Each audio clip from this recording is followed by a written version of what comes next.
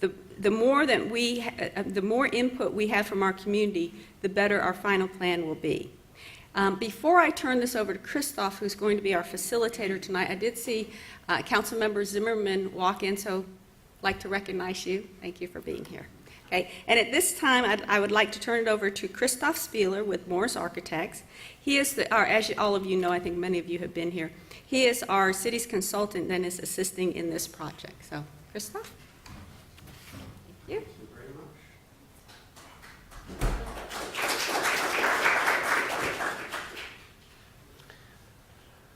So this is the 6th in our series of land use forums. We have one speaker today, which is Ellen Dunham-Jones. We will have an opportunity for everybody to ask her questions, either by question cards like these, via Facebook, via Twitter, or by email. And then following the presentation and the questions, we will have a group activity for all of you to be able to weigh in on this. We've got stuff laid out in the tables over there, so we hope you will all stick around and make sure that you get your input on how to do redevelopment in Sugar Land. So this is the 6th of these forums, and we have learned a lot of things so far. One of the interesting things is how they've all been building on each other. So forum number 1, we really talked about how the world is changing. We talked about changes in demographics. We talked about changes in market preferences. And we really also looked at the tax base, how cities support themselves, the economic health of cities, and how that works, and what impact land use has on it. Forum number 2, we talked about employment. We talked about the benefits to everybody of having employment within the city. We talked about how companies choose where to locate. We talked about how the design of office space, of office buildings and office space within those buildings is changing. And we had some really good examples of how the city partners with developers to bring business into Sugar Land. Forum number 3, we talked about placemaking. We talked about what it took to create a vibrant place where people gathered. We talked about how to shape public spaces and buildings to create a successful activity center. And we talked about retail, how the retail market is changing and how hard it is to create successful retail. Forum number 4, we looked at housing choices. We looked at different densities and different housing types, and we looked at how the market is influencing the mix of different housing types, where the demand is and where the supply is. And then forum number 5, we looked at transportation. We looked at how does land use impact transportation, and how does transportation impact land use? And we talked about the fact that Americans are driving less, that every year the average number of miles the average American drives is actually going down. And how does that affect a city like Sugar Land? So today we're going to talk about redevelopment. As Lisa said, as the council member said, redevelopment has been part of the city's comprehensive plan. In a lot of ways, this is the culmination of everything we've talked about, since you can't talk redevelopment without talking everything we've talked about so far. And it's also forward-looking. The city of Sugar Land so far has not seen very much redevelopment. Imperial Sugar is really the first significant project in this city's history, which is redeveloping existing development. But when you look at the city, I remember in the first forum I showed pictures of what Sugar Land looked like under construction in the 1980s, rising out of empty rice fields. And you realize looking at that those buildings are now 40 years old. And that the first set of suburban buildings in Sugar Land are now old enough that they could plausibly be redeveloped. So what we're trying to do here is start that conversation. If redevelopment is going to happen here, what will it look like? And if you look around the Houston area, you see a huge amount of redevelopment. You see commercial properties being torn. One of my favorite examples is in the Montrose area, where on one side of the street there was a grocery store, on the other side there was an apartment complex. They tore down the apartment complex to build a grocery store, and they tore down the grocery store to build an apartment complex. We are seeing these kind of changes, and if the city gets ahead of them and has a vision for what can happen there, it can build a stronger city. And so that's what we really want to explore today.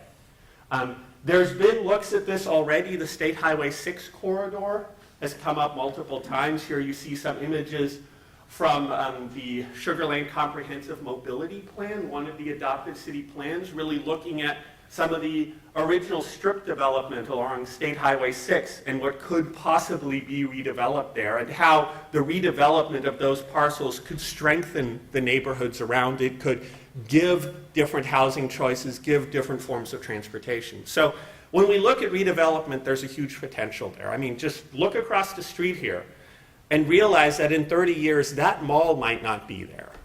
And then ask yourself, what do you want in that kind of place? Or look across the freeway and look at Fleur and realize that those buildings within a decade could be gone and replaced with something completely different.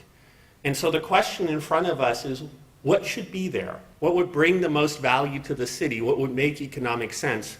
And what would work? And so our speaker today is an expert on this. She has literally written the book on suburban redevelopment. And suburban redevelopment is its own creature. It's different than something like downtown Houston or the Heights or these older grid-type developments. Suburban redevelopment actually has a huge challenge and a huge opportunity. The challenge is that the mix of existing land uses is often less amenable to redevelopment, but the opportunities are these huge parcels which can be redeveloped at once. Which actually makes it easier. And we've seen examples like City Center in Houston, where you can see how an entire place can redevelop essentially instantly.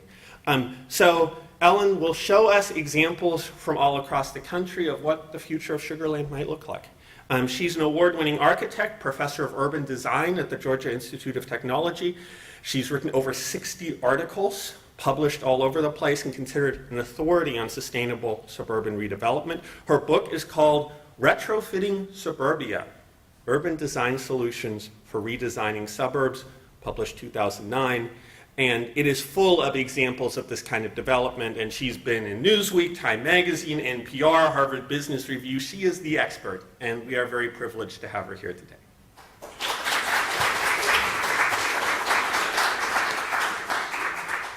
Let's see, that's okay. I think I'm on. Can you hear me? Great. Thank you so much for inviting me. I'm delighted to be here and share some of the research that my co-author, actually June Williamson, and I have been doing. Let me go ahead and there's a little plug for the book. And you know, when we wrote, what we've been doing basically is just documenting successful case studies of dead big box, dead malls, dying commercial strip corridors, aging office parks, aging garden apartment complexes, golf courses, motels, branch banks, you name it, the prototypical suburban property types that as they've been aging and becoming underperforming have been retrofitted in one way or another into more sustainable places. When we wrote our book, we had about 80 case studies. And we thought this was just sort of interesting. It was kind of this wonky thing. We had no idea it would sort of catch people's imagination quite remarkably. My database now has over 800 case studies in it. I'm just going to show you the very tip of the iceberg, you know, in a little bit of time. But try to, you know, help you imagine what change might look like.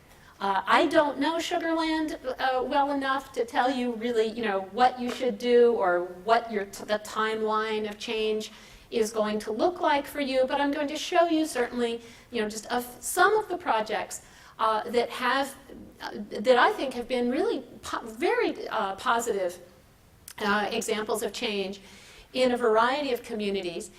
And I'm going to organize them according to really 3 strategies. So because there are so many examples out there, June and I have found it useful to talk about retrofits in terms of, on the one hand, there's re-inhabitation. Keep the existing box, but re-inhabit it with more community-serving uses. Second strategy is redevelopment, where you're basically getting rid of most of the boxes. And generally that implies rebuilding in a more compact, walkable, denser manner. Then the third strategy, sometimes there just isn't the market for the other previous two. The third strategy is re-greening. Sometimes we never should have built there in the first place, or we're frankly better served by having a park, that can actually improve adjacent property values. Sometimes re-greening makes sense. So, and I'll show a couple of interesting examples. So, but before I quite start with the case studies, I want to just talk a little bit again about, why do we need to retrofit the suburbs? We have a tendency, I think, in this country to believe that, culturally, we expect our downtowns to be dynamic places that are constantly growing. Seeing cranes in downtown is a sign of a good economy. But we also expect, then there's sort of been the corollary, that we have tended to expect that our suburbs will remain forever frozen in whatever form they were initially built in. And there are many lovely suburbs that will hold value for a long period of time, and there's no reason to think about redevelopment. But the fact is, a lot of the property in our suburbs is getting older, and it's not aging all that well. Today, 1/3 of our enclosed malls are dead or dying, and we can expect that a lot more, there's about 1/3 are doing really well, and they'll continue to be very successful, fashion-focused malls for a long period, for probably many years to come. But there's a whole bunch in the middle that are hanging in, but are not expected to really last long. Strip malls, we've seen the highest vacancies since anybody started counting with the recession. We're seeing some growth and return now that the recession, with recovery, but frankly, there's not expected to see a whole lot of more retail development. A lot of people believe we are over-retailed in general as a country, as we're seeing more internet shopping, lots of other factors. So, at big box stores, we don't even know how many vacant big box stores there are at any point in time, really. Suburban office is the other one, though, that we're seeing vacancy rates today ranging from 20 to 24% around the country. Extremely high, and that number is trending. We're just seeing more and more employers moving to cities. They are not moving out. The office park model, the Dilbert who works in a cubicle, is, let's say, out of fashion. It's certainly not what is being sought. So then that leaves us with all of this property. What do we do with it? Because we've got all this stuff. And you can either get kind of depressed, and it is depressing when you drive. When one of these places is really dead, it's depressing to pass by. Or if you're me, I actually kind of drive by and go, all right, we get a chance for a do-over. I kind of look at these as incredible opportunities. Every time we see one of these, dying properties, it's a chance to redevelop it in a way that is more in sync with today's development patterns, with more environmentally, socially, economically better performing places than, frankly, what we did 40, 50 years ago. So, and part of this just also, I'm not going to spend a lot of time on this slide, but the reality is we've been building the post-war suburbs, really is that model of the American suburb, now for so long that we've begun to recognize some of the unintended consequences. For the last 100 years, most of us have certainly grown up thinking that the suburbs are the healthy choice of where to raise your family. Actually, there's a lot of research, more and more now coming out showing correlations between suburbanization and lack of physical activity, higher rates of obesity, heart disease, diabetes, correlating with suburban lifestyles. We're seeing car crashes, well, for a long time now, car crashes are the #1 cause of death for anyone under age 34, and frankly, your child is much more likely to die in a car crash in the suburbs than they are in a downtown. And suicide rates, the isolation of non-drivers, teenagers or the elderly, are where the highest suicide rates are. So the suburbs are not, it's not to say all cities are healthier than all suburbs by any means, but it's just to say the suburbs aren't as healthy as we've often thought. We've recognized that suburbanites tend to have, because they tend to drive more, and detached buildings tend to leak a lot more energy, suburbanites have higher carbon footprints than urbanites. The traffic congestion, the patterns, nobody wants cut-through traffic, and we've developed these systems now of heavily used arterials and underused local streets. And it's actually incredibly inefficient, and it leads to a lot of traffic congestion on a lot of those major arterials. One of the other quite surprising aspects, again, counter to all of our perceptions, we tend to think of suburbia as relatively affluent. In fact, since 2005, before the recession, more Americans in poverty have been living in suburbs than living in cities. That number has escalated such that the suburbanization of poverty now is increasing. A lot of cities are gentrifying, and actually more and more of the poor are out in the suburbs with even less access to social services and higher expenses. Because the other unintended consequence of suburbanization is that the cost of energy has doubled in the last decade. And such that nowadays, if you're in the lower half of all incomes across the country, chances are you're spending more of your income on transportation than you are on housing. And yet, none of us really think about that because, well, we all know how much we spend on housing, but very few of us really know. How much do you spend to own the car, park the car, garage the car, in addition to fueling and all of the other costs? And it's also our pattern, obviously, if you're building out at relatively low densities, it's more expensive for the city to maintain long roads, long utility lines, longer emergency service routes. All of those things tend to sort of add up. And the suburbs, the recession has really kind of, I think, put a bit of a spotlight on just that the suburbs aren't as affordable as we've long sort of thought they were.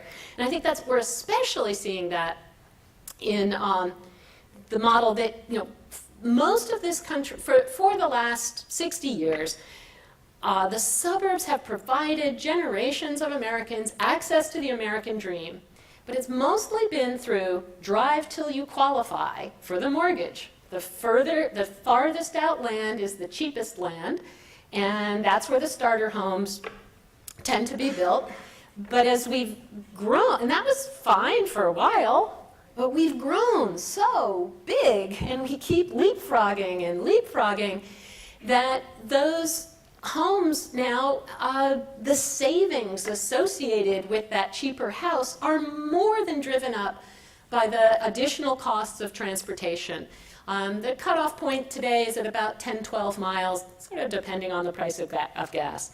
But all of that is forcing us to kind of reconsider a little bit where we are. Now, because none of us really do the math on what it costs, and you can't quite read the map, but there's the little blue house is right where we are here in City Hall in Sugar Land.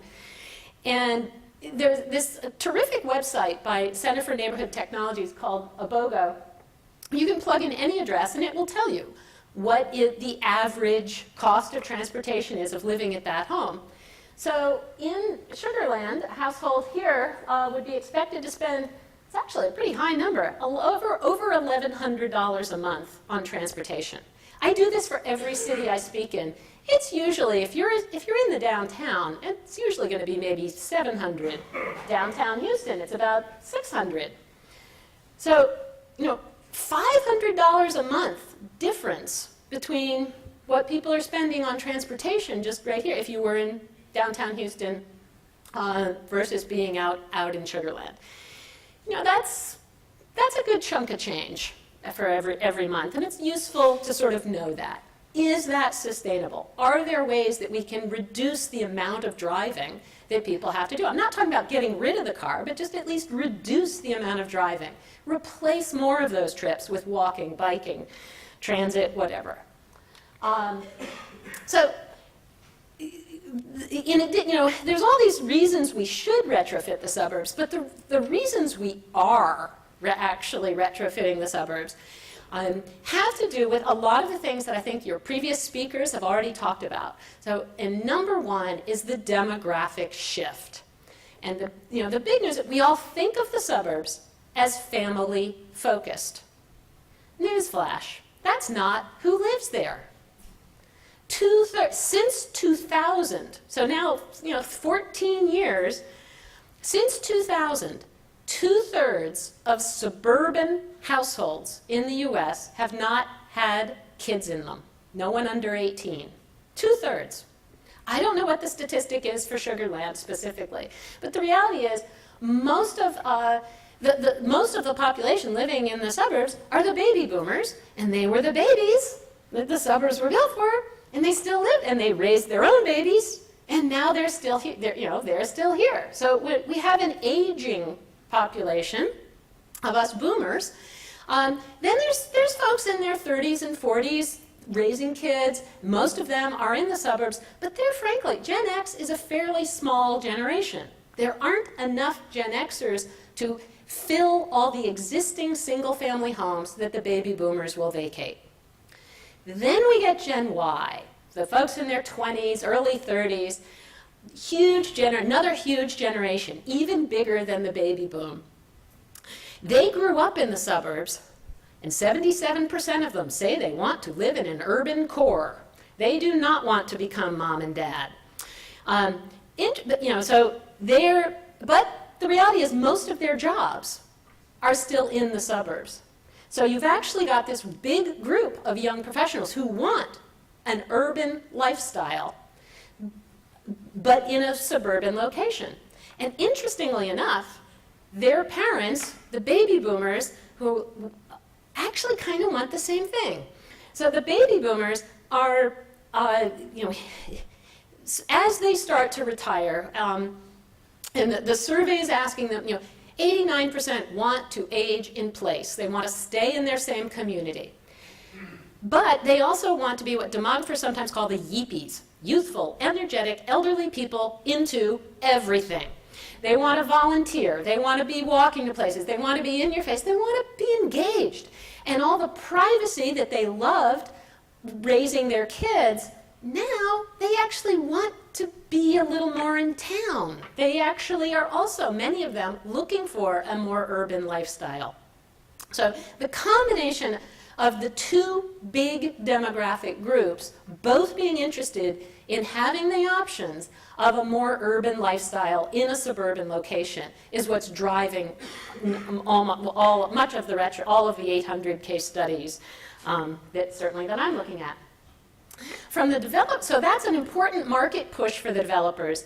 And the other is just this sheer proliferation of all the underperforming asphalt sites, or sort of basically suburban boxes surrounded by parking, that are aging and dying. And those are what are providing the opportunities now to redevelop those as more urban lifestyles. And the market for this is so great that we're seeing really quite enormous price premiums. I live in Atlanta, not that different from Houston. And Atlanta, relative to other cities, come on, we're on a relative scale. In Atlanta, we actually did a recent study and found that rents for office, retail, and residential, on average, 112% premium when they're in a walkable location. And in the last real estate cycle, there wasn't a lot built in Atlanta because we're still crawling out of the recession, but 60% of what was built in the last real estate cycle in Atlanta was only in those walkable urban places, on less than, it's only certain communities. The developers are not interested. They're just not interested. You can't pay them to come and develop in the places that are not putting in place a walkable urban framework. So those are the reasons why this stuff is happening. So now into the case studies. So as I said, the first strategy is simply re-inhabitation. Sometimes, there's not, the stars are not aligned for various reasons to really do a full redevelopment, but there can be tremendous benefits to simply re-inhabiting an existing building with a more community-serving use. It provides a chance for a relocalization as the chains have sort of gone away, and actually bringing in mom and pop local business, bringing in the nonprofits, the music teacher, not just the music store. Jane Jacobs sort of wrote about the virtues, actually, of having some cheap space that allows that local entrepreneurial activity to really kind of blossom. So I'll just show a couple of examples. Here's one in Texas. This was a Food Lion grocery store that's been adaptively reused into a public library. And in Denton, Texas, they did, I think, a very lovely job. But they basically are just reusing the box.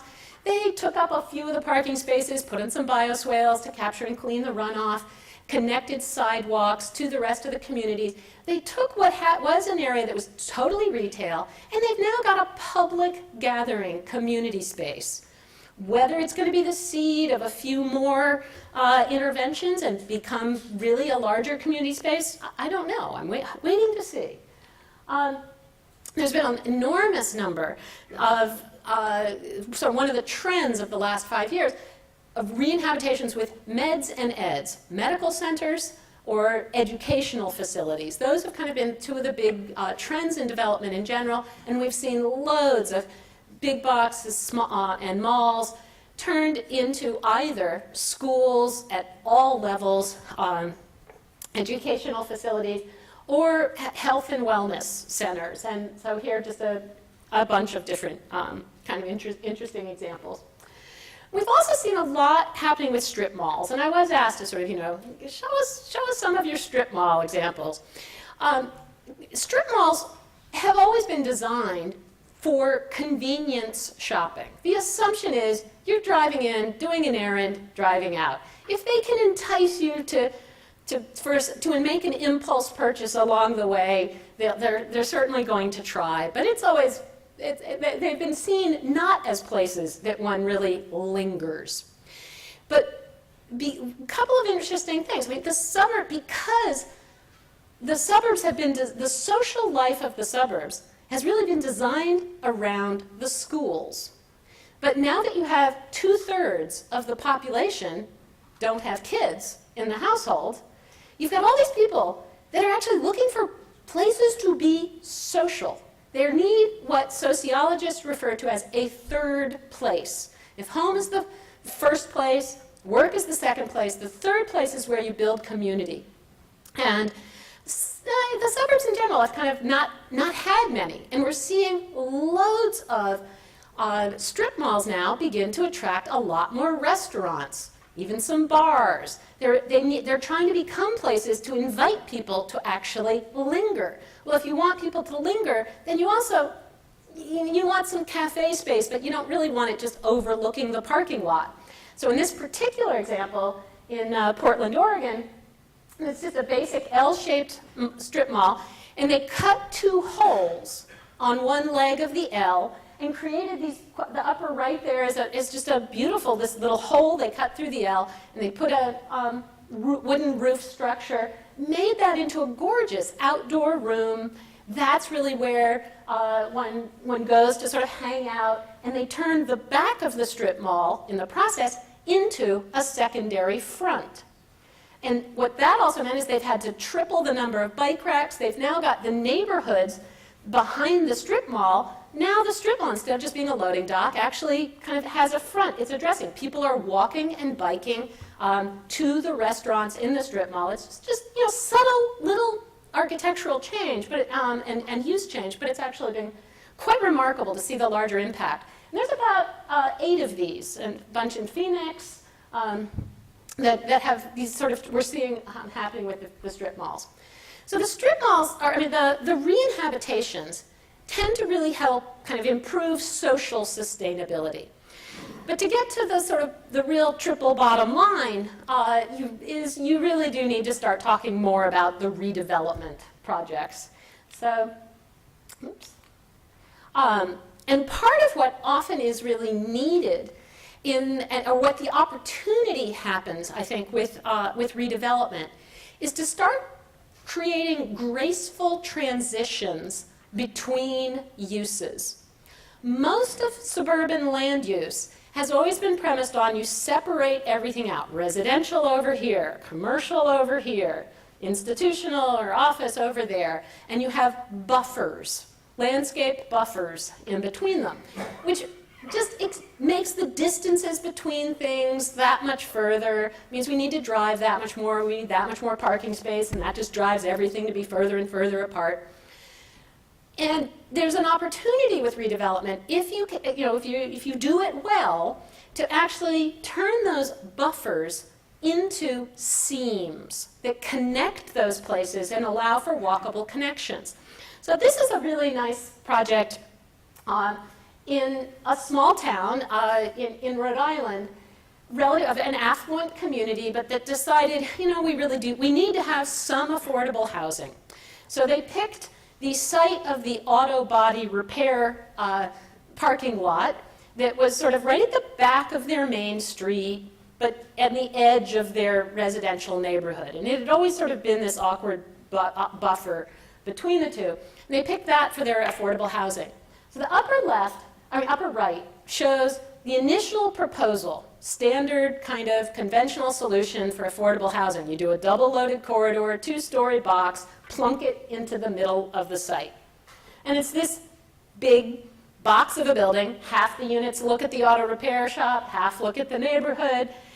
Well, the neighborhood freaked. They didn't like the idea of affordable housing coming in the first place. And then you offer them this big out-of-scale building, and they just said, no way. So then the community went and hired actually one of my former students, who's got a great career now, but he came in and designed a cottage court. So this is 15 units on a single acre, but these are just very modest and really attractive little cottages that now face inward to a court, a green court that is also serving to capture stormwater. And what it does along the street now is that the scale of the cottages is very much in keeping with the existing houses along the rest of the street. Now that you pull in, it's actually fairly dense, but it's using design to create a very graceful transition. And this is sometimes referred to as the missing middle of houses. We used to, in the 20s, build a lot of courtyard apartment buildings, little 2-3-story.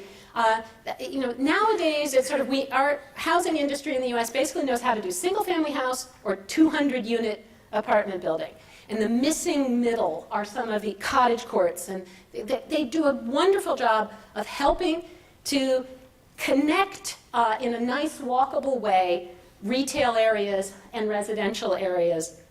And provide for those more smaller units that, frankly, an aging population needs. So, there we go.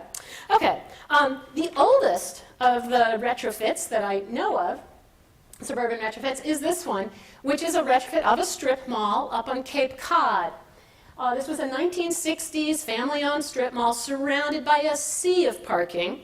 And over the course of 20 years, the property owners just gradually sort of built a little New England village. And they basically did it with, by building on top of the parking lots. And they built a little grid of streets, 2 to 3 story buildings, apartments above the retail. About a third of those apartments over the last 20 years have been usually rented by seniors who want to be in a community, want to be at the center of the place. And they now have permission to connect that to a series of denser residential neighborhoods. And it's really quite a remarkable, just building on the parking lots. That is one of the great strategies. In this case, as they've been building it out slowly, part of what they've also done is they've used very skinny liner buildings that are just 30 feet deep, that screen the parking lots, because they've still got a lot of parking around them. But they also serve as incubator retail for local mom and pops. They're too small for the chain stores. Chain stores aren't interested. These have a high churn rate, because local business does have a high failure rate, but they also generate the highest dollars per square foot, because you actually have small buildings and small scale. I was just in Nashville a couple of weeks ago, and blown away by their micro retail, super cool, super hip, local, unique, entrepreneurial, and a magnet for young people, and I think a lot of folks kind of getting back at that small local sense. Very, very successful. Texas, the project in Farmers Branch that was adopted by the community, great design to put in liner buildings that would sort of on the parking lots, but have them right at the street so that you'd begin to urbanize the street, hide the parking in what would become the middle of the block with the existing buildings. But very little, it was adopted, but there's just been in 2008, but there's been, in the middle of the recession, and nothing's happened. Now, that might be the recession, but that also might be because they really were relying on retail. And we just, right now, we aren't really building much retail. We're building nationwide a lot of apartments. Austin changed their rezoning. They rezoned South Lamar Drive in 2013. 6 strip malls on that street right now under construction with apartment buildings. I think they're a little bit at risk of losing what makes Austin weird. They're losing some of their funky character. It's just sort of showing there is a lot of interest and market demand, and there's possibilities to sort of, for some of these are going to end up being good projects, just not all of them. And there's also senior housing, actually. This was a former strip mall outside of Denver in Wheat Ridge, Colorado, that has been redeveloped now as senior housing, where the seniors actually I can't really tell from this image, but can walk to shops, within their town center. They have over 600 people on the waiting list.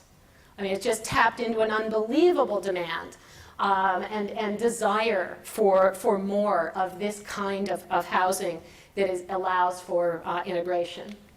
But it's still,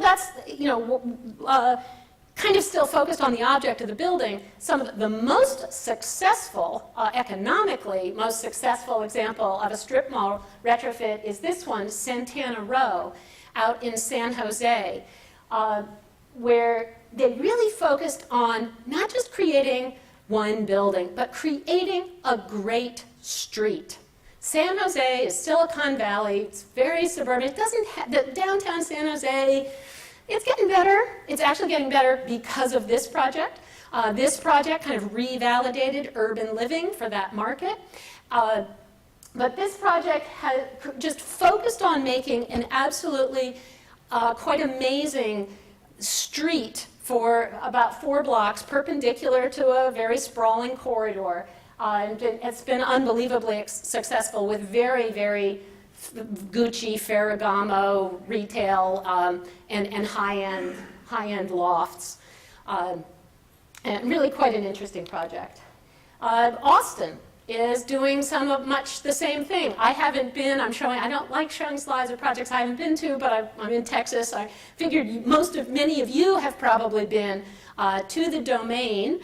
In this case, that was a light industrial area. It was most of the site was owned by IBM, but was no longer being used, and so now they're really building a second downtown.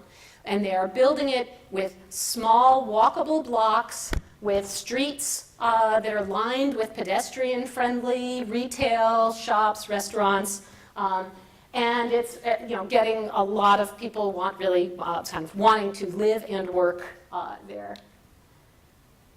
Let's see. Sometimes it just, there we go. Office parks are also an interesting opportunity for retrofits. In general, it's pretty hard to bring big floor plate office into a residential neighborhood. Nobody wants that. Nobody would want to do that.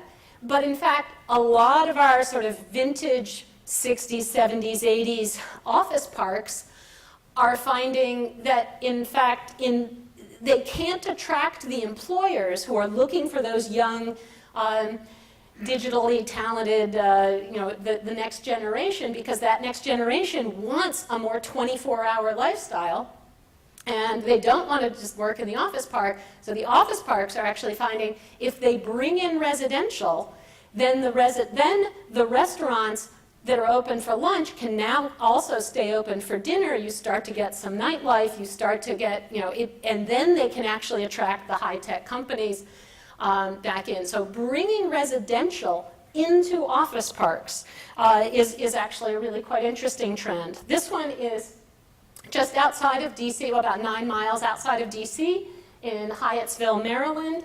1960s office buildings, and with surface parking lots.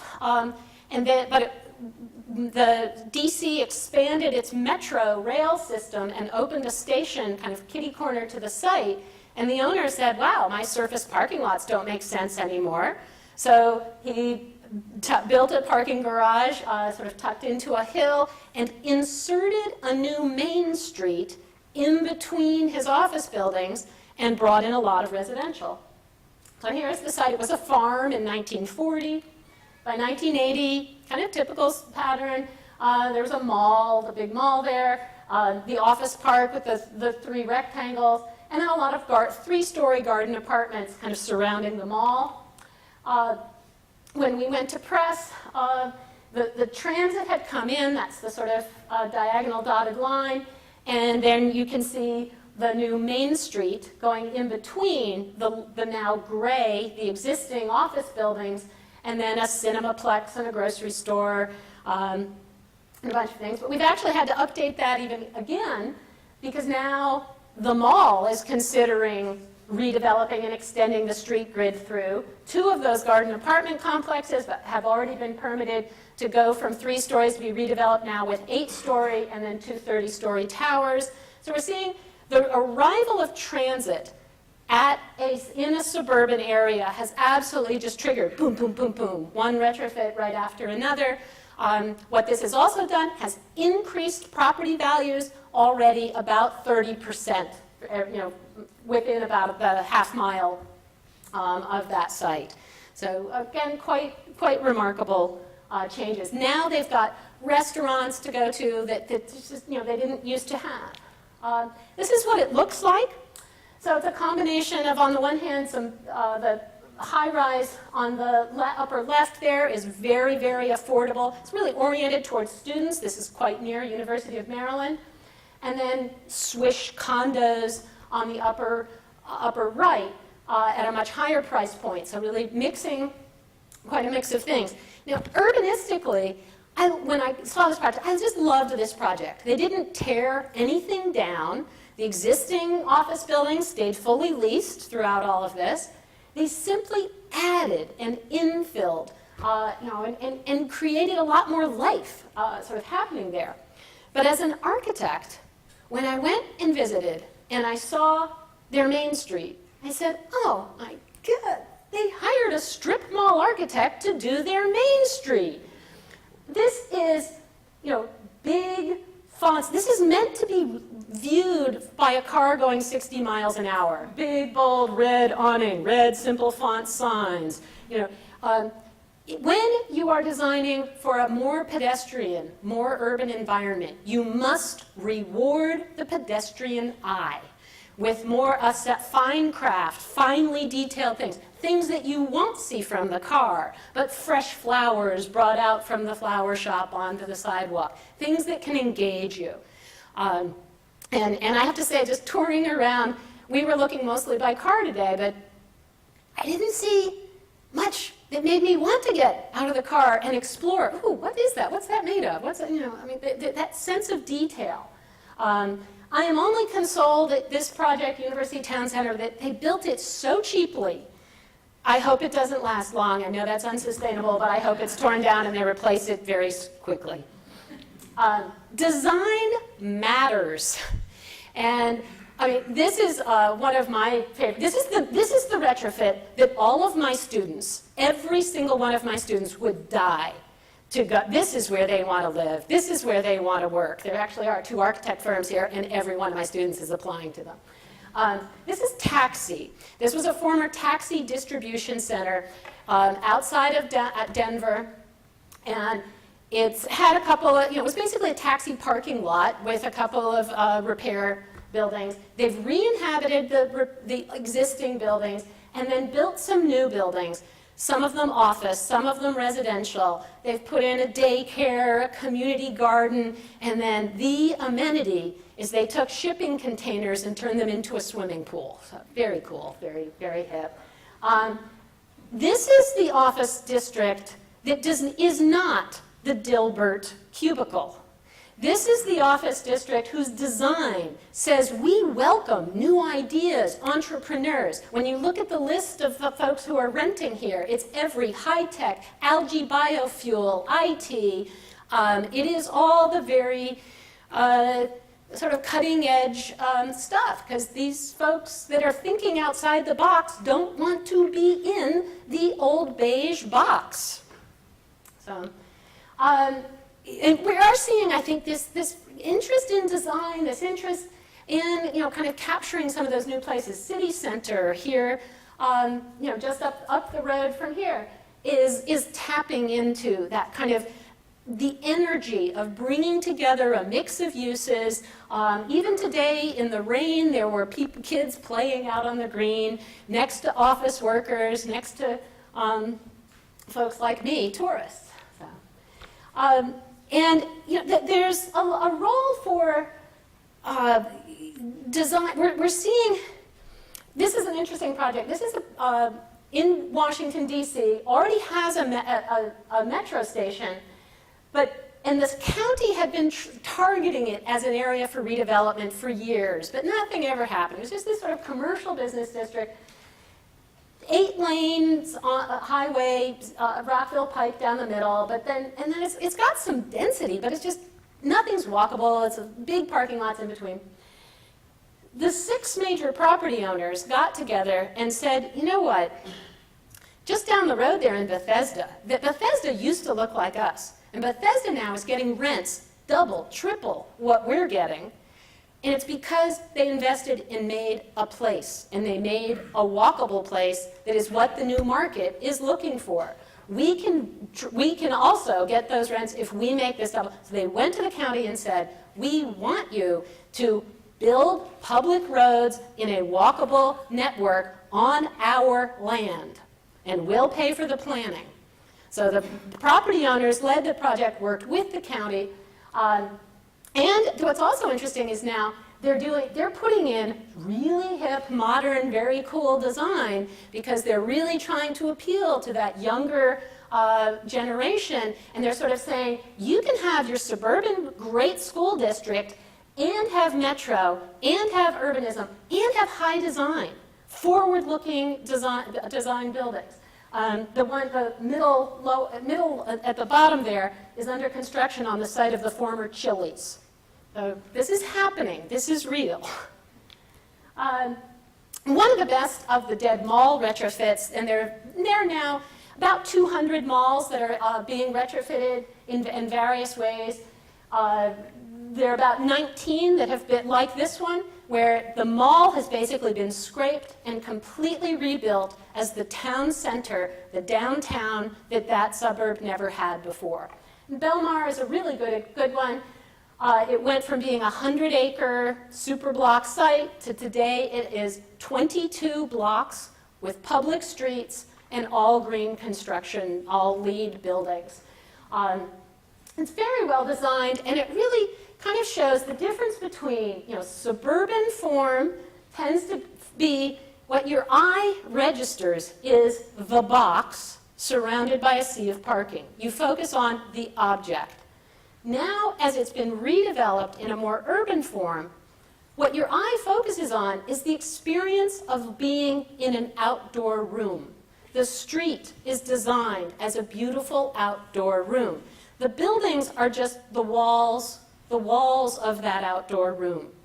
It's experientially very, very different, and it's got tremendous, tremendous value. Even during the recession, this one has delivered remarkable. The land defaulted to the city. They set up a redevelopment authority. They didn't really want a downtown, but that's what initially. They just wanted someone to fix their mall. No one is fixing malls. No one. We haven't built a new mall in this country since 2006. We might be getting one soon in Tampa, one in Puerto Rico, but they're very, very little. In fact, in Denver, 8 of the 13 regional malls have or have announced plans to retrofit. So we're just gives you an indication. Belmar is the red star on this map with Denver in the middle. And what it also shows is not a single-family house was demolished to do any of this retrofitting. This is simply taking excess retail space and providing an urban option for that growing portion of the market that are looking for a more urban lifestyle. It didn't take away choices, it simply added choices so that you can begin to attract the next generation, what the next generation is looking for. But it also does mean, I think what this map shows is we end up with these pockets of walkability. And that's a good thing, but to really get to a more sustainable future and to be more systemic, we need to start connecting the dots. Literally, that means retrofitting the corridors. So there's loads of examples. I'm just going to very quickly. Here in Lancaster, California, had kept widening their road because their retail wasn't doing very well. And they said, we need more people to come. So they just kept widening the road. Well, that made it an awful place, and no one wanted to be there. So they just did the opposite. They put their road on a road. They went from 5 lanes down to 2. And they put the parking in the middle of the street. It's a diagonal parking in the middle, in between trees and streetlights. It makes a fantastic place. And since they've done that, they've seen increases in property values, new stores coming in, reduction in accidents. It's a really quite remarkable the investment has paid off already in a very short time. There's loads of examples. Some of the other tools that communities are using for rezoning entire corridors. This one is in Columbia Pike in Northern Virginia, a 3.5-mile commercial strip corridor, and they chose to upzone at the 4 major intersections, deliberately not touching the existing housing in between, but using a form-based code, which is very specific about saying, all right, we're going to let you build 12 stories on the corridor, so lower middle image, brand new, one of the 6 new buildings that have already gone in. We're going to let you go tall on the corridor, but on that lower right image, when 1 block back where you meet the existing neighborhood, you have to taper down to 3. So the form-based code, it doesn't just tell you a total FAR you can build, it's actually describing where you're allowed the density, where you're not. And what all that density is doing is then going to support a streetcar which is scheduled to open this year along Columbia Pike. So they're using the rezoning to actually be the way to then bring in transit, which along a corridor, and it's all really moving along well. But all that redevelopment doesn't work everywhere. The markets, there are plenty of places that simply just don't have the demand for it.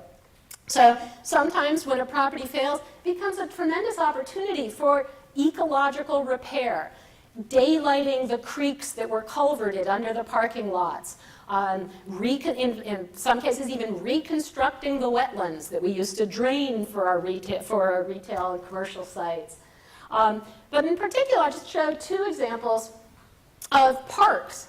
A well-designed park increases adjacent property values 30%, and it sure beats a dead property. So here in Tulsa, they took a truck dock, depaved it. In the process of depaving, they also dug a bunch of geothermal wells.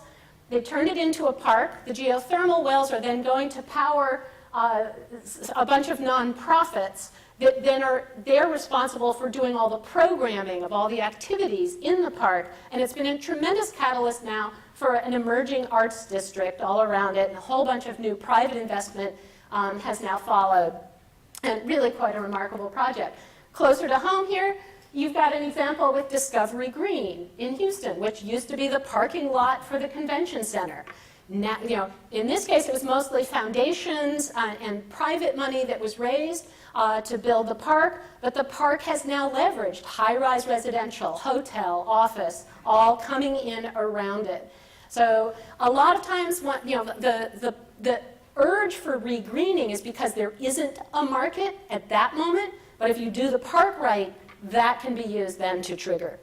So, there are lots of ways, I think, local incentives that can be used to help, catalyze retrofitting. Everything from rezoning, expedited permitting. And some of this is the wonky stuff I expect the planning staff to really pay attention to. And if you guys are really into the wonky stuff, you can read it as well. But I won't go through each and every one of these, except to point out that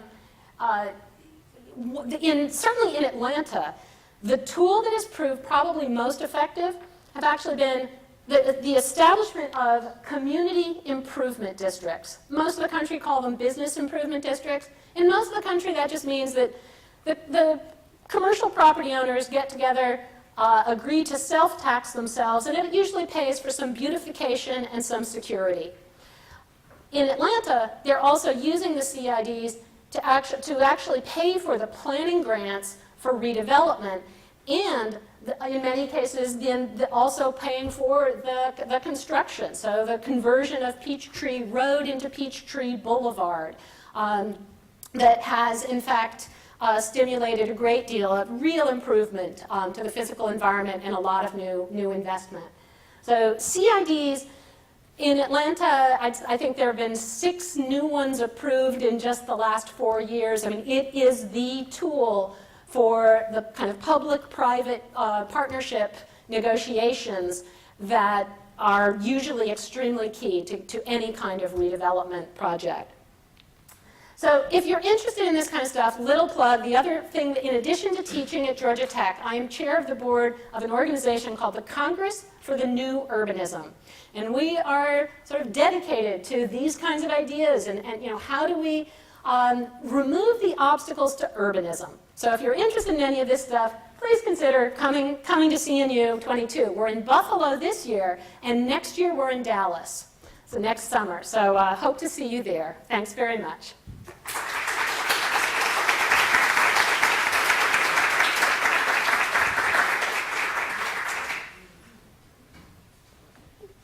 So do I stay up here, or do You I? can actually sit up at the dais. Do I get a gavel? There is one up there. Oh, wow. So if I ask an annoying question, you can just gavel it out.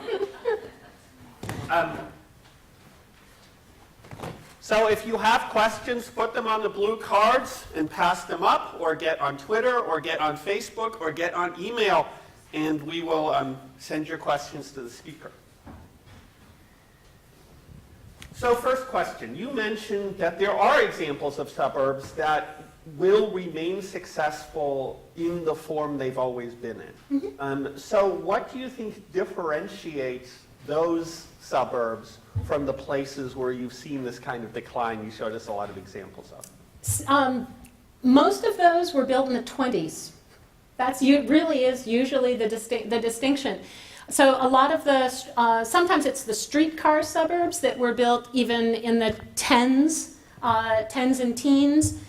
But a lot of those older suburbs actually do have a fairly walkable infrastructure, block size, and a lot of charm. But also, certainly, as any place matures, you get the wonderful tall trees, and sometimes a lot of those older places, I think, really do hold their value extremely well. But a lot of it is that link to transportation. They were the old railroad suburbs, the streetcar suburbs.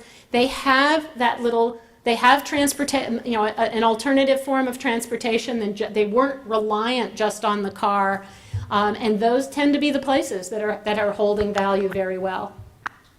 So one of the things we've heard a lot in talking to residents of Sugar Land is part of this discussion about redevelopment is actually driven by the adjacent residential neighborhoods. That if you live in a single-family neighborhood and there is a strip mall next to you and that strip mall is starting to go vacant, the decline of that commercial property, which is often the first property to decline, will start to make that neighborhood feel less attractive and could lead to the decline of that neighborhood. So talk a little bit about the examples you've shown us and what kind of impacts that development, be it positive impacts or negative impacts, has had on the surrounding single-family residential neighborhood. So, as I said, I think the example where I showed where they turned the back of the strip mall into a front because they need more cafe seating space, and once you turn it fill it with more restaurants, the impact on the neighborhood was absolutely a positive one. I mean, suddenly people felt they actually had something they could walk to, even though it didn't move an inch. But the perception of now having a front sounds so trivial, and yet it's kind of remarkable when you go there and see that impact. But certainly, it's absolutely true that when strip malls age, folks around there get nervous. There's actually, I forget where it is, but I think it's in Ohio, that a neighborhood kind of rallied, and they weren't getting any traction from their city, so they went directly to the strip mall owner and tried to find out what they could do, and they ended up buying the strip mall. I mean, one of the challenges with strip malls in general, and this is a real generalization, but is that a lot of strip malls have very unmotivated owners because they might have been built quite some time ago. The mortgage has long since been paid off. They aren't strip malls aren't as big as malls tend to be built by big national companies, but strip malls are often built locally. But that local person may have died, passed it on to their kids. The kids don't even live in the community anymore. It's a steady rent check. And the idea of redeveloping it just sounds like a hassle. They would have to deal with their siblings, which may add to the hassle factor. And so even if the city upzones the property, a lot of strip malls, surprisingly, even under those conditions, just don't really, they will stay in that kind of static condition. The other thing to remember with retail in general is that the definition actually of what people call a dead mall is not vacancy. It's what the sales per square foot are. So you can have a mall that is still 100% occupied, but if it's just generating, the rents that the tenants pay is a function of the sales per square foot, and if they're not generating 250 in sales per square foot per month, then chances are that owner isn't recouping enough rent to be able to make improvements, and they're not going to be able to continue to maintain the property, and that's when you're really going to start, you will see just a further decline. So vacancy, you can actually be fully full and still be in decline, and it's just not quite so apparent. Conversely, you can have vacancies, but actually have enough successful tenants that it's not actually in full decline. So really, at least the industry tends to pay a lot more attention to the dollars per square foot, the sales per square foot figures than vacancy. But there's there's reasons for people to get, when you see the vacancies, something's not quite right. What we've seen in general is that retail, the markets are very soft. I mean, the internet sales, there's various reasons why we're seeing a lot more unusual tenants across the board. So grocery stores are moving into malls, which would have been seen as déclassé, but now the mall owners are great. Hey, people shop more for groceries more than they do for clothes. Let's bring them in. We're seeing gyms going into malls and strip malls.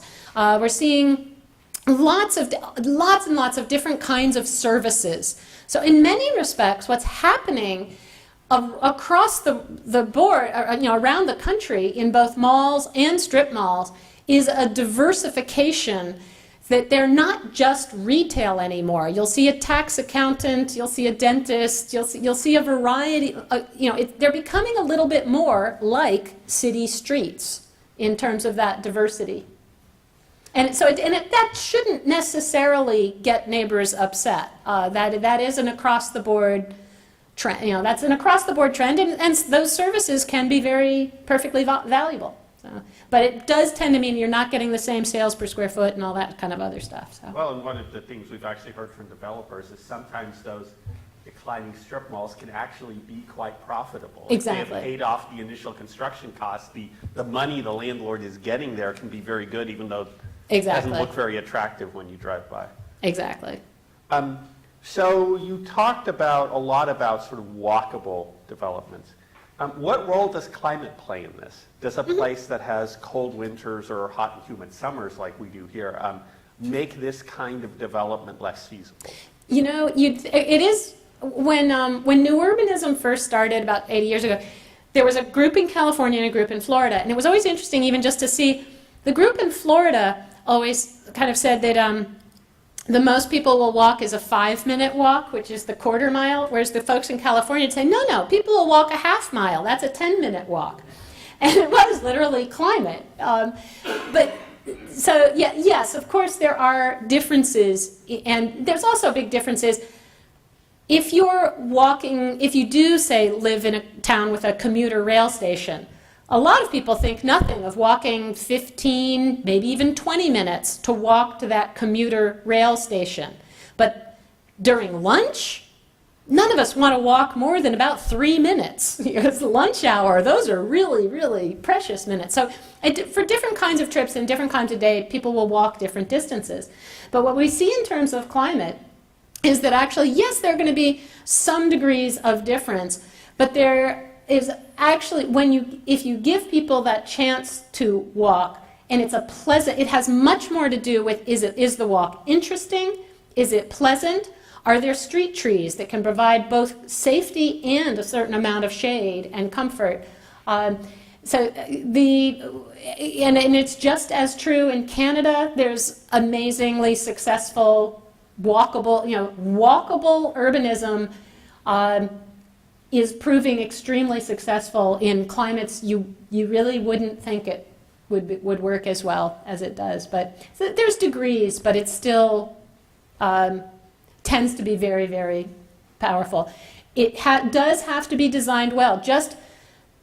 You have to have a mix of destinations. You have to have a safe and pleasant walk. It has to feel safe. It has to feel, and there have to be things interesting to look at along the way. And you have to have it has to be a relatively direct walk. So you need to have relatively small blocks, and a lot of connectivity. If I have to walk so far out of the way, then it feels like I'm being cheated and I'm not going to walk. A question here about green space. And one of the things you've shown us in a lot of these examples is sort of an increase in density. So there's a lot of people concerned you increase density. Does it increase traffic? Does it make suburbs just feel less comfortable, less roomy, less green? So how do these projects that you see address those kind of concerns? Well, I think there's a couple of things that work there. And one is that, in general, yes, to the degree that the suburban lifestyle and the qualities that attract so many people, a lot of people to the suburbs, are privacy and greens and access to nature, then it means you're in a static situation, because it means to grow, every single new person added is now detracting from the two things that people value most. So you either have to figure out, okay, we can't grow, and we're going to try to stay absolutely static, and maybe we will hold our value by being completely walling ourselves off from any change, because we're investing in privacy and access to nature. In an urban situation, the things that people tend to value in a more urban situation are they value having lots of activities and destinations, especially restaurants, access to a lot of restaurants, and the convenient transportation. So whether it's bus or subway or rail. So in an urban situation, every new person that comes into that is actually providing more market for those restaurants and the transit to come more frequently. So it's actually increasing exactly what the city kind of considers its amenities. And the challenge, of course, if you're retrofitting the suburbs is, so, all right, we've got this asphalt area that is not green to begin with. Do we try to regreen it to give more of that nature and privacy? Or do we try to create a piece of it that's more urban, that has some of those urban qualities? And it is, those are the questions that there's no one right answer. Sometimes it makes more sense to do one, sometimes more sense to do the other. But certainly, what also happens when you get that mix of uses in an urban area, Belmar that I showed, Belmar tripled density on the site of what had been this big 1.2 million square foot mall that is now a downtown with the 22 blocks. They tripled density, but they didn't have to add a single traffic light or a single new lane anywhere around it. In part because there's such a great mix of uses, they've seen a 45% internal capture rate of trips, which basically means every household, there's about 1,000 households there, 45% of the trips that they would, if they lived in a single-family house in a subdivision, would all be made by car. Now 45% of those trips are being made on foot in the neighborhood, in the mixed-use neighborhood. So even though, yes, you are by adding density, if you get the density with a synergistic mix of uses, you're actually reducing a certain amount of the congestion. I also showed, the addition of the housing into the office park example. And even, again, that one, it seems counterintuitive. Oh, you're increasing density. You're going to make the traffic even worse. In fact, because you've now, what you're doing, you are increasing, in that case, some of the overall trips, but you're reducing the trips per capita, but you're adding more people, so you are adding trips, but you're also reducing the peak congestion. Because now that you've got a mix of uses and you've got restaurants, people are staying after work, oh, let's go grab a drink, or oh, let's go to the gym. So you're not having, oh, it's 5 o'clock and every single office employee is hitting the road at the exact same minute. So again, the ways there are what we're finding with the retrofits is that mix of uses is incredibly important to be able to both add density but not overload the traffic. So we actually got 4 different questions touching on mass transit. And you actually showed quite a few examples around suburban rail transit and so forth. So can you talk a little bit about the role that transit can play in this kind of redevelopment? I mean, clearly, when transit is extended out into the suburbs, we see it triggering enormous amounts of redevelopment. Washington, D.C., it's just been amazing. We're seeing it in L.A., we're seeing it in Dallas. But there's also a lot of retrofitting that doesn't have anything to do with the with transit. So the Belmar example I showed, Denver is now getting a lot of transit, but the Belmar project is nowhere near that transit. You know, it's got some bus line. It does have bus lines, but it's not near the light rail. But you know, I think what's really, you know, I think there are places where we're not going to see transit, although I do often say to community, you know, I say, do you have any transit? And they'll say, no. I say, do you have school buses? And they say, yeah. I say, you have an underused transit system. You know, you might actually make more use of your school bus system. But to the degree, there are communities where I think, you know, we're not going to see transit certainly for a very long time, if ever. But what we are seeing all over the place now, especially amongst the younger generation, is a big rise in car sharing, in all the various forms of, whether it's services like Lyft or Zipcar, Buzzcar. We're seeing a lot of interest in bike share, and we're just seeing a lot more interest in mobility.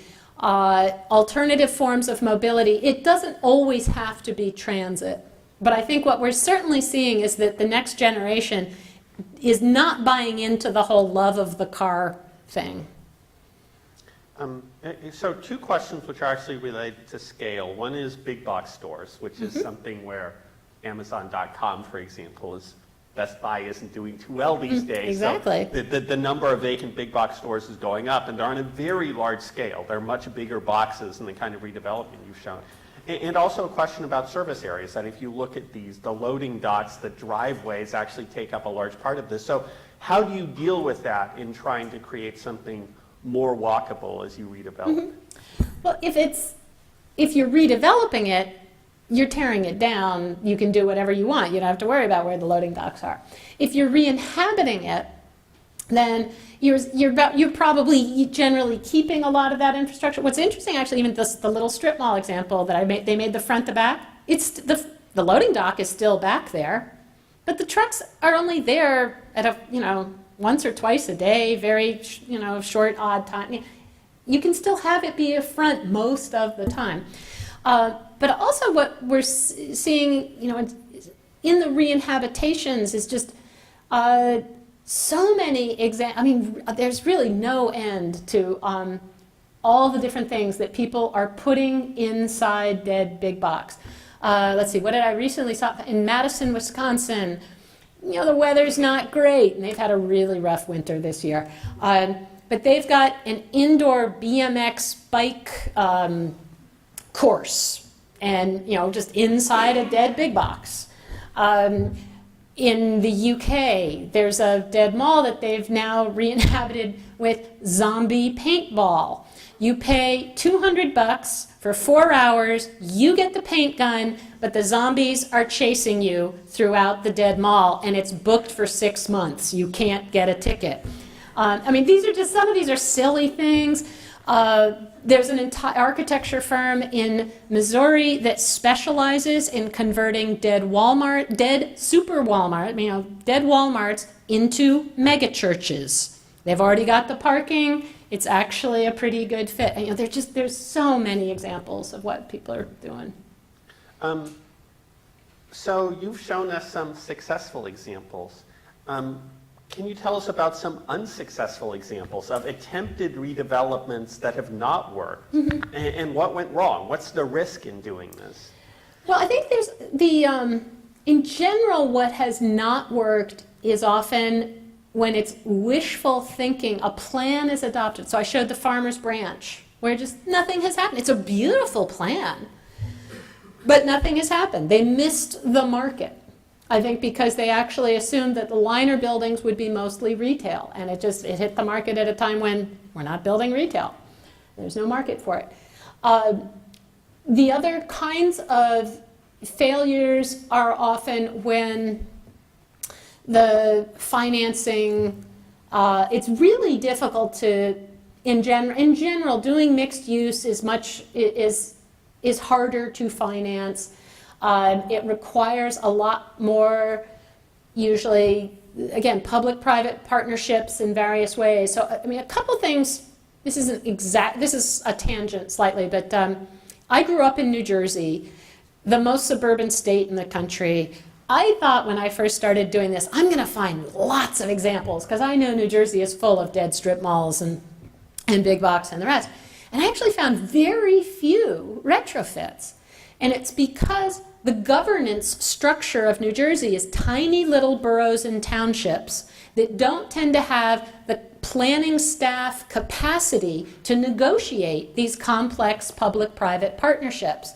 Whereas Montgomery County in Maryland, Arlington County in Northern Virginia, the sort of larger counties that tend to have a lot of staff capacity have much more ability to kind of pull these projects off. So it's not exactly that a lot of projects have failed, but a lot of projects have just not, people have sort of tried but just not been able to get them through, because there's a whole new skill set that it's, to a certain degree, a lot of planners have to now, municipal planners are having to get that much more of an education in development. Final question. In general, comment on sort of the role that developers, the private landowners play compared to the role that public entities play. And a more specific question. The question here is, what are the rights of the property owners? Why not let property owners decide? So my hypothetical I would ask is, if government were not involved at all, if government were neither trying to incentivize nor had any land use regulation in place, would we see a different sort of redevelopment? Would we see more redevelopment? Would we see less? And here we are in the Houston area, famous for not having zoning. Although Sugar Land has pretty tight zoning. I know, and the covenants and codes and restrictions seem to me to be just about the same. But I think it's a really interesting question, and especially because of sort of what I mentioned at the beginning, where culturally, in downtowns, which actually often tend to be, politically that much more left, there's an expectation of change, and I love the view out my window, but if somebody else builds a high-rise across the street, I can't complain. That's sort of to be expected in a city. But in the suburbs, people have a tendency to sort of feel like, no, my view of the woods is my view, even though I don't own those woods. And if that property owner wants to do something, suburbanites are actually often tend to be much more vocal about a sense that I have a right to expect that the area around me won't change, even though I don't own that land. And so the same folks who are often that much more on the right, sort of arguing, well, we want to have let the private property owners decide, are also often the same folks who are saying, but not next to me, not in what is my view. So, these are always, I think, the role of government is to try to show alternatives and show what could be, give people a chance to see what is possible. I feel like a lot of certainly what I'm doing with my lectures and my book is I try to always show that before picture and the after. Because almost everybody, if you live in the US, you can relate to the before pictures. Every community has one of those. But then the after pictures suddenly give people a chance, wow, I just wouldn't have known, wouldn't have thought that was possible. And so, which is not to say the decision isn't still up to the private property owners, but it's a way of sort of saying, hey, private property owners, there may be some options that you haven't been imagining. And so here's some education, here's some, other options, here's just, some examples of things that have been done in other places. But, I think there is a role for zoning. I think there's a role for planning. I definitely do think there's a point at which it can go too far, and there's a point when there hasn't been enough. And I think all communities somewhat wrestle with exactly where that is. I'm the architect, so I tend to get to focus more on what the vision, I'm trying to imagine a vision and then asking people, do you want it? There's the vision, now you decide. I think that's actually a nice thought to close on. I think looking back on this forum series, to me the biggest theme has been that change is inevitable. Sugar Land will be different 20 years from now than it is today. And the question is really, what will that change look like? And the question is, what role should the city play in influencing what that change looks like? Is the city's role to sit back and watch and see what happens? Or is the city's role to try to guide that? And those are the questions we will be working on moving forward in this process. So everybody give Ellen Dunham-Jones a hand.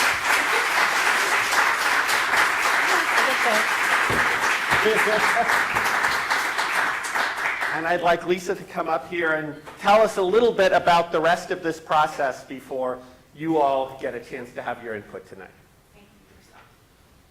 Thank you, everyone. I just want to introduce myself. My name is Lisa Kochik-Meyer. I'm your staff contact for this project with the city and the city's long-range planning department. Before we break and head out for our group discussion and activity, I'd like to take just a few moments to say a couple of closing comments. This is our last session for the Land Use Forum, and I'd like to reiterate a lot of the thank yous that have already been stated. But first, thanking all of you for joining us for each of these land use forums. I know they're long evenings after your long work days, but thank you truly for spending your time with us, participating in the group activities and discussions afterwards, after all of our speakers. I'd also like to thank all of our speakers. Thank you, Ellen, again. We've had a phenomenal set of speakers come and participate in this land use forum here at the City of Sugar Land, and really, truly, I'm thankful that they have shown such an interest in learning about Sugar Land. So thank you to all of them. I'd also like to thank our consultants, Christoph Spieler and Mandy Chapa. Where's Mandy? There, thank you very much with Morrison. For helping us work through this and facilitating this wonderful land use forum series. I'd also like to thank our city council members for generously spending your evenings with us as well, and specifically to our council members that serve in our task force that are guiding this and steering this project. Council members Bridget Young, Joe Zimmerman, and Harish Jaju, if he was able to make it. But thank you to you. To our land use advisory committee members, I know there's a couple of you that have consistently come to all of them, so please stand up again. Thank you. We will be rolling up our sleeves and working with this group for the remainder of this project. So thank you very much for volunteering your time for the vision and the long haul for Sugar Land and its future. Also, wanted to thank our city manager. He was the one that issued this challenge to us to put on this land use forum, and really for his support for letting staff bring this great opportunity to the city of Sugar Land and to its residents. Lastly, I'd like to thank all of the staff that have really helped out with this forum. It would not be possible with their help and guidance. This has truly been a multi-departmental, citywide effort. So if you are a staff member that has participated, all of you that are here, please stand up, be recognized.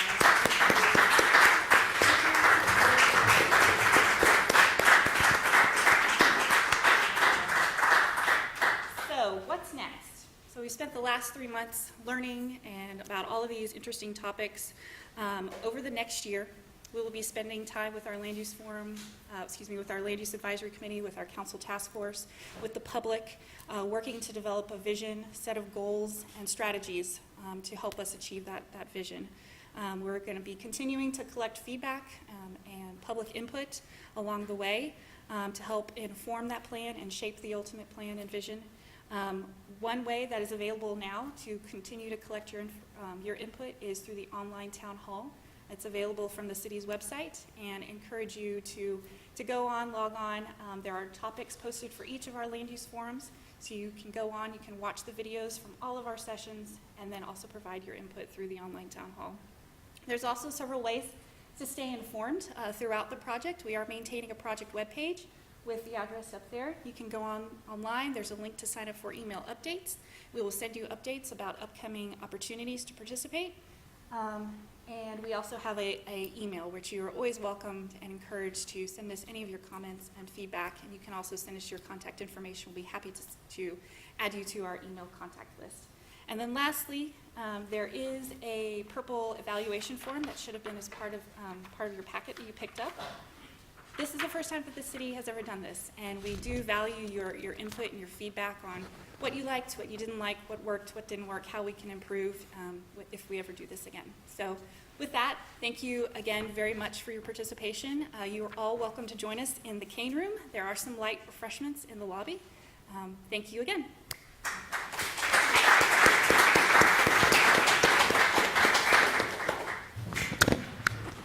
So head out the door here, make a right, and we want to hear your input.